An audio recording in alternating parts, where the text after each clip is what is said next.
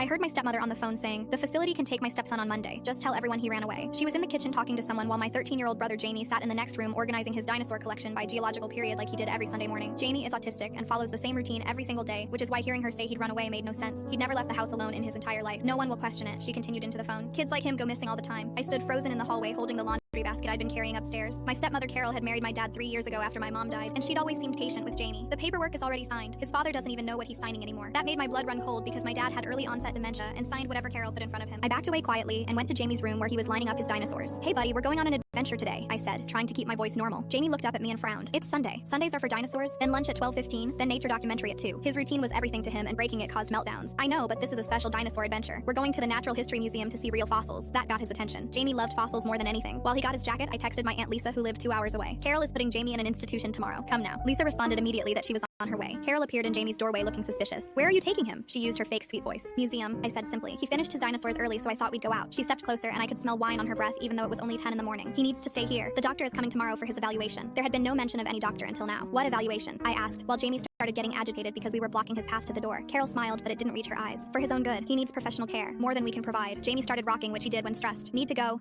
Museum closes at 5, takes 43 minutes to drive there." He'd memorized every detail about the museum. Carol reached for him, but I stepped between them. "We'll be back by dinner." I took Jamie's hand and led him past her. She followed us to the car. "You can't just take him. I'm his legal guardian now." That was news to me. "Since when?" I asked while helping Jamie buckle his seatbelt. He was counting his dinosaur facts book pages to calm himself. "Since your father signed custody over to me last week for medical decisions." She pulled out a document from her pocket like she'd been carrying it around waiting for this moment. I looked at it and saw my father's shaky signature at the bottom. "Dad doesn't have the capacity to sign legal documents," I said. "His neurologist said that 6 months ago." Carol laughed. "Prove it. By the time you get a lawyer, your brother will be safe in a facility that can properly handle his needs." That's when Jamie spoke up, surprising both of us. Carol told the man on the phone that the insurance pays $8,000 a month for autistic residential care. She said she needs the money for her sister's surgery. We both turned to stare at him. Jamie rarely acknowledged conversations happening around him. "When did she say that, Jamie?" I asked gently. He thought carefully. "Tuesday at 4:17 p.m. She was in Dad's office. The man's name was Richard. He said the facility is in Nevada." Carol's face went white. "He's lying. He makes things up. That's part of his condition." But Jamie never lied. His brain didn't work that way. He repeated exactly what he heard word for word. Carol grabbed her phone and called someone. "It's falling apart. The sister knows. Get here now." We tried to leave, but she won't let us. A van pulled up within minutes. 2 men got out wearing medical uniforms. "We're here for James," one said. "Family requested transport for psychiatric evaluation." Carol waved the fake custody paper. "I have custody. Take him." Jamie started having a meltdown then, screaming and hitting himself, which he only did in extreme distress. The men moved toward him, but I blocked them. "He's autistic, not psychiatric. You're traumatizing him." That's when our neighbor, Mr. Rodriguez, came out. He was a retired police chief. Full story on channel. Link below.